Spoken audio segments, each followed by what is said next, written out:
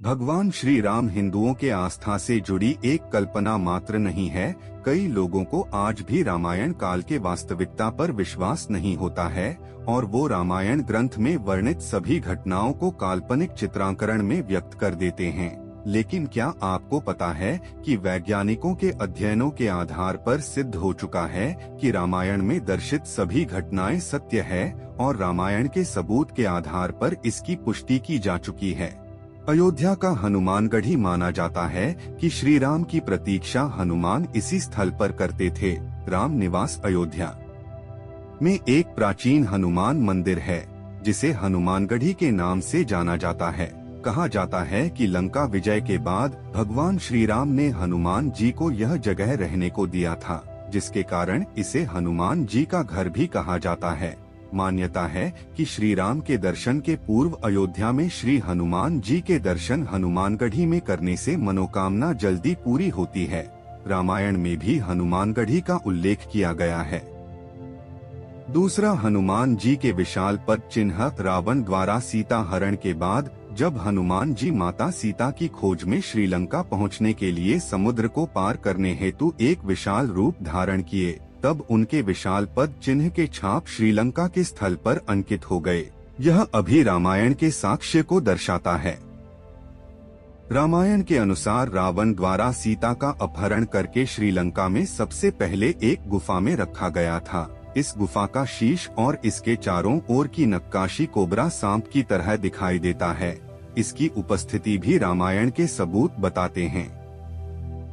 लंका में रावण का महल था जिसमें वह अपनी रानी मंदोदरी के साथ रहता था। हनुमान जी ने अपने पूंछ से रावण की इस विशाल सोने की लंका को जला दिया था, जिसके जले हुए अवशेष आज भी श्रीलंका में देखने को मिलती है।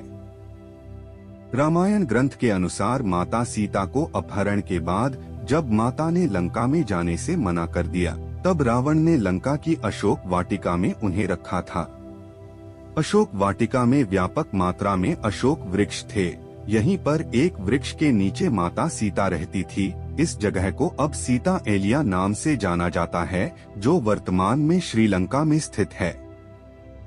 रामायण बताया गया है कि रावण ने अपने दानवीय शक्तियों के प्रमाण के लिए लंका में गर्म जल के कुएं बनवाए थे।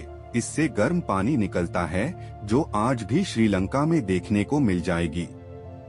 रामायण के कथा में उल्लेख किया गया है कि लक्ष्मण और मेघनाथ के युद्ध में मेघनाथ के बाण से लक्ष्मण मूर्छित हो गए थे। उनका बचना लगभग असंभव माना जा रहा था।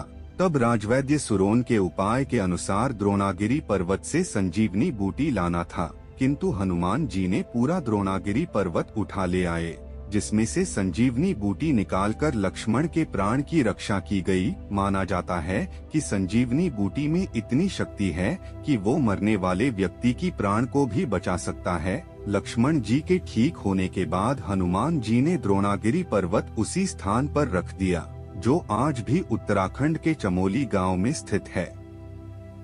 भारत से श्रीलंका की ओर के लिए राम और उनकी सेना ने पत्थरों को समुद्र में फेंक राम सेतु का निर्माण किया था। इन राम सेतु पुल के सहायता से सभी वानर सेना लंका में प्रवेश कर पाए थे। कहा जाता है कि जिन पत्थरों से राम सेतु पुल बनाया गया था, वह पत्थर आज भी समुद्र में तैरते हुए दिखाई देते हैं, जिसमें श्री राम का नाम लिखा हुआ है। नासा ने भी अपने एक शोध के बाद बताया है कि यह राम सेतु मानव द्वारा निर्मित है। रामायण में बताया गया है कि रावण की सोने की लंका श्रीलंका में विशाल स्तर पर फैला हुआ था, जिसे हनुमान जी ने जलाकर राख कर दिया था, जिसके प्रमाण का अनुमान वर्तमान में श्रीलंका में मिलने वाली काली मिट्टी से लगाया जा सकता है। आज भी बहुत से स्थलों की मिट्टी पूर्ण रूप से काली है।